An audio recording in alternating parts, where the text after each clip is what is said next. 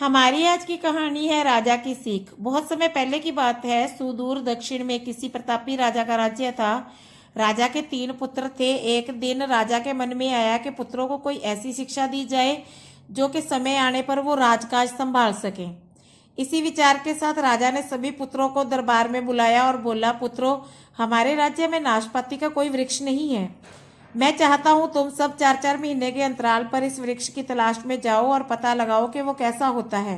राजा की आज्ञा पाकर तीनों पुत्र बारी बारी से गए और वापस लौट आए। सभी पुत्रों के लौट आने पर राजा ने पुनः सभी को दरबार में बुलाया और उस पेड़ के बारे में बताने को कहा। पहला पुत्र बोला, पिताजी, वह पेड़ तो बिल्कुल टेढ़ा मेढ़ा और सूखा हुआ था। नहीं नहीं, वो तो बिल्कुल हरा भरा था, लेकिन शायद उसमें कुछ कमी थी क्योंकि उस पर कोई भी फल नहीं लगा हुआ था। दूसरे पुत्र ने पहले को बीच में ही रोकते हुए कहा।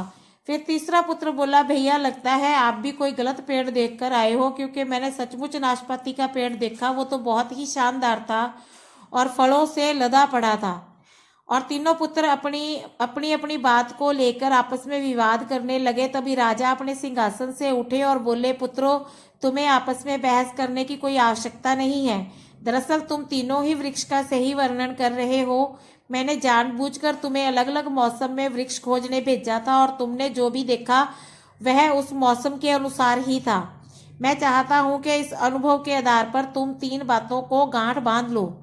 पहली, किसी भी चीज के बारे में सही और पूर्ण जानकारी चाहिए तो तुम्हें उसे लंबे समय तक देखना परखना चाहिए, फिर चाहे वो कोई विषय हो, वस्तु हो या फिर कोई व्यक्ति ही क्यों ना हो।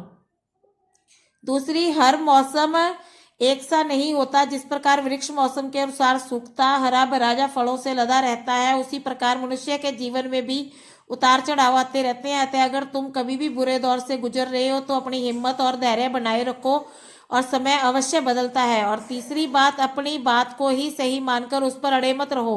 अपना दिमाग खोलो और दूसरों के विचारों को भी जानो। ये संसार ज्ञान से भरा पड़ा है। चाहकर भी तुम अकेले सारा ज्ञान अर्जित नहीं कर सकते। इसलिए ब्रह्म की स्थिति में किसी ज्ञानी व्यक्ति से सलाह लेने में संकोच मत करो।